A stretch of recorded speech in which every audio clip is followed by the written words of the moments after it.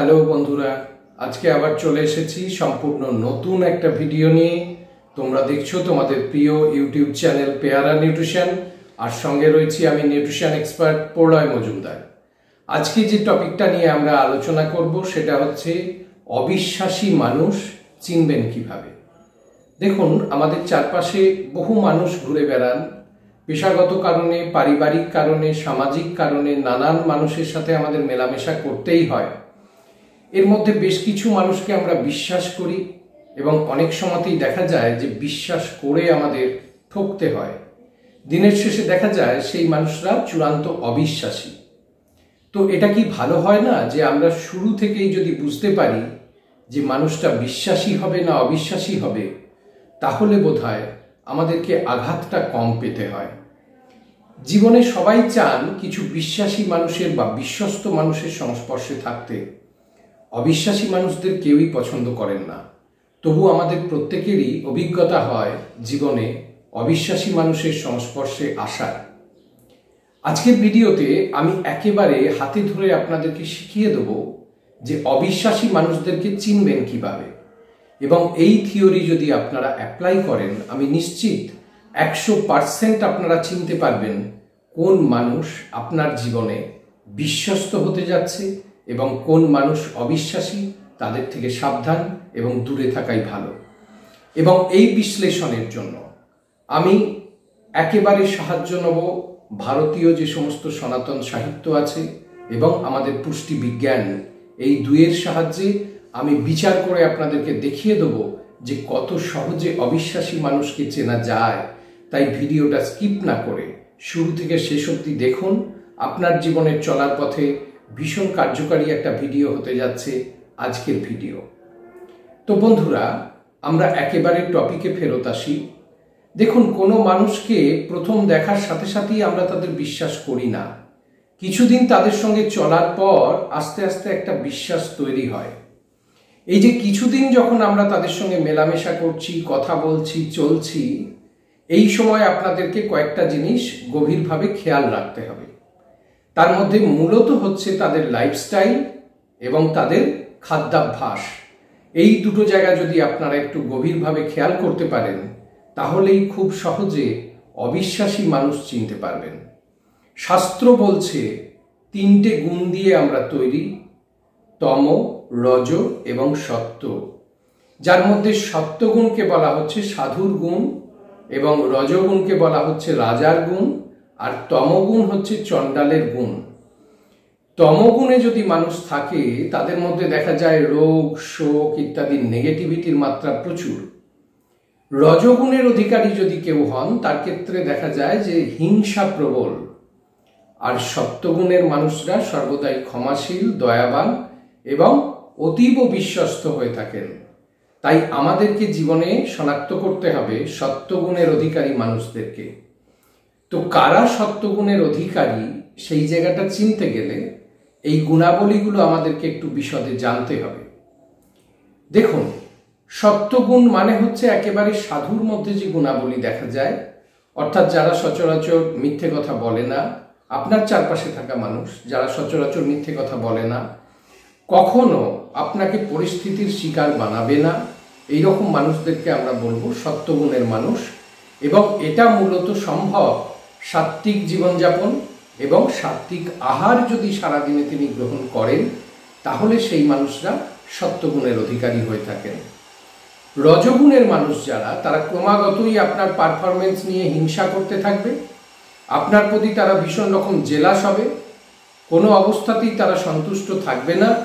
এবং তাদের ক্ষেত্রে বিষয় হচ্ছে যেটা, যে হিংসা প্রবল মাত্রায় দেখা যাবে। এবং যারা মূলত রাজসিক আহার বেশি গ্রহণ করেন তাদের ক্ষেত্রে এই রজগুণের প্রকোপ অনেক বেশি। তমগুণের প্রকোপের জন্য আমি বলবো যে এদের ক্ষেত্রে দেখা যায় সারাদিন এরা রোগ, শোক, দুঃখ, হতাশা ইত্যাদির গল্প শোনান। এদের কাছে আপনি দুনিয়ার ব্রেকআপের গল্প পাবেন। এদের কাছে আপনি কে কাকে কিভাবে ঠকিয়েছে, চিট করেছে, কার কোথায় কি রোগ হয়েছে, কে কোথায় মারা গেছে ইত্যাদি গল্প আপনি সারাদিন পেতেই থাকবেন। এবং এরা ক্রমাগতই আপনার মনকে নেগেটিভিটিতে ভরিয়ে তোলে এবং আপনার কাজ করার সমস্ত ক্ষমতাই এদের সঙ্গে দীর্ঘক্ষণ কথা বললে চলে যেতে পারে। এবং যারা মূলত তামসিক আহারের মধ্যে থাকেন তাদের মধ্যে এই তমগুণ দেখা যায়। তো এবার আমরা জানবো যে এই রাজসিক, সাত্ত্বিক, তামসিক এই আহারগুলো কি। প্রথমে আমি বলবো সাত্ত্বিক আহারের কথা। সাত্ত্বিক আহার হলো ফল, দুধ, এই সমস্ত যে খাবারগুলো, এবং হব্বিষান্ন অর্থাৎ তেল মশলাবিহীন সিদ্ধ করা যে খাবার, সেগুলোকে আমরা বলি সাত্ত্বিক আহার, যা মূলত ছিল সাধু বা মুনি ঋষিদের আহার। এই সাত্ত্বিক আহার যদি আপনি সারাদিনে একবারও গ্রহণ করেন, এবং বেশ কিছু কাঁচা খাবারকেও আমরা এই তালিকায় রাখবো, যেমন বাদাম, অন্যান্য তৈলবীজ, ফল এবং কিছু সবজি যেগুলোকে আমরা স্যালাড করে খাই, এগুলো সবই সাত্ত্বিক আহারের মধ্যে পড়ে। তো সারাদিনে আপনি যদি বেশ কয়েকবার সাত্ত্বিক আহার গ্রহণ করেন, অর্থাৎ আপনার ডেলি ডায়েটে যদি দুধ থাকে, দুগ্ধজাত দ্রব্য যেমন ছানা, পনির ইত্যাদি থাকে, আপনার ডায়েটের মধ্যে তেল মশলাবিহীন কোনো পদ যদি সারাদিনে একটাও থাকে, আপনি যদি সারাদিনে একবারও স্যালাড খান এবং সারাদিনে একটাও টক ফল গ্রহণ করেন, তাহলেই আপনার মধ্যে সত্ত্বগুণ বৃদ্ধি পাবে। তাহলে যাদের সঙ্গে আপনি মেলামেশা করছেন একটু খেয়াল রাখুন তাদের ডায়েটে এই খাবারগুলো ডেলি বেসিস থাকে কি না, তাহলে তাকে সম্পূর্ণরূপে বিশ্বাস করে বিশ্বস্ত মানুষ হিসাবে আপনি মেলামেশাটা করতে পারবেন। রাজসিক খাবার মূলত হচ্ছে অ্যানিম্যাল প্রোটিন, মাছ, মাংস, ডিম, এইগুলোকে আমরা বলি রাজসিক খাবার, যা খেলে মানুষের মনে হিংসা এবং ক্রোধ বৃদ্ধি পায়। যে সমস্ত মানুষরা দেখবেন সারাদিনই এই জাতীয় খাবারে আসক্ত, এর বাইরে তাদের কিছু মুখে রোচে না, সেই সমস্ত মানুষরা হচ্ছেন রজগুণের অধিকারী, এবং তাদের কাছ থেকে একটু সাবধানে থাকাই ভালো। তমগুণের অধিকারী যারা, এরা কোনোভাবেই বিশ্বস্ত হতে পারে না, এবং আপনি যতই এদের বিশ্বাস করুন, যতটাই স্পেস দিন না কেন, এরা আপনার জীবনকে একেবারে ব্যতিব্যস্ত করে তুলবেই। মূলত যারা বাসি খাবার খেতে অভ্যস্ত, আজকে ভাবুন দোকানে যে চপ পাওয়া যায়, সেটা যে ভাজা হচ্ছে তার আলুর পুরটা বাসি হতে পারে, সেখানে তেলটা বাসি হতে পারে। আমরা রেস্টুরেন্টে যে খাবার খাচ্ছি, রেফ্রিজারেটরে রাখা মাংস বাসি, তার বেসিক ইনগ্রেডিয়েন্টস যেগুলো থাকছে সেগুলো বাসি।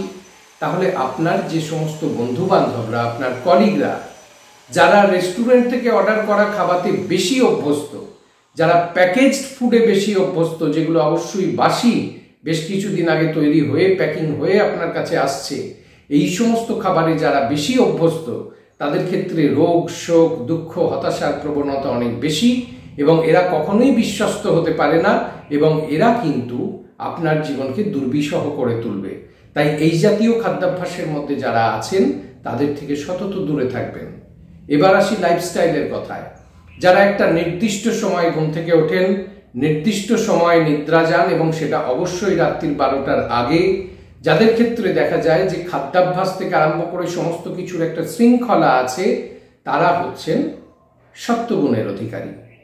যাদের ক্ষেত্রে আপনি দেখবেন যে তারা মর্জি মাফিক খাওয়া দাওয়া করে, খেয়াল খুশি মতো খাওয়া দাওয়া করে, খাওয়া দাওয়ার নির্দিষ্ট কোনো সময় নেই, যারা রাত জাগতে অভ্যস্ত এবং কথায় কথায় বিভিন্ন মানুষের সঙ্গে ঝগড়া করেন, চটে যান সহজেই, সেই সমস্ত মানুষরা হচ্ছেন রজগুণের অধিকারী।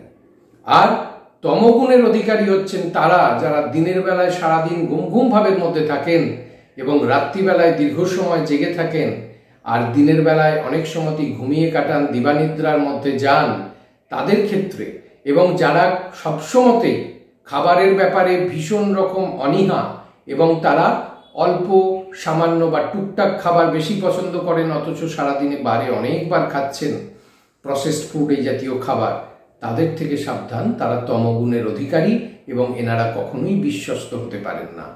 তো আপনিও যদি তমগুণের অধিকারী হয়ে থাকেন, চেঞ্জ করুন আপনার লাইফস্টাইল, চেঞ্জ করুন আপনার ডায়েটরি প্যাটার্ন, আপনিও সত্ত্বগুণের অধিকারী হয়ে উঠবেন, আপনিও সর্বজন প্রিয় হয়ে উঠবেন এবং সকলের কাছে বিশ্বস্ত হয়ে উঠবেন। তো আজকের এই ভিডিও আপনাদের কেমন লাগলো জানাতে ভুলবেন না। বন্ধুরা, সবশেষে বলবো যে আমরা ভিডিও থেকে যে রোজগার করি, সেই রোজগার দিয়ে আমরা দরিদ্র মানুষের নরনারায়ণের সেবা করে থাকি।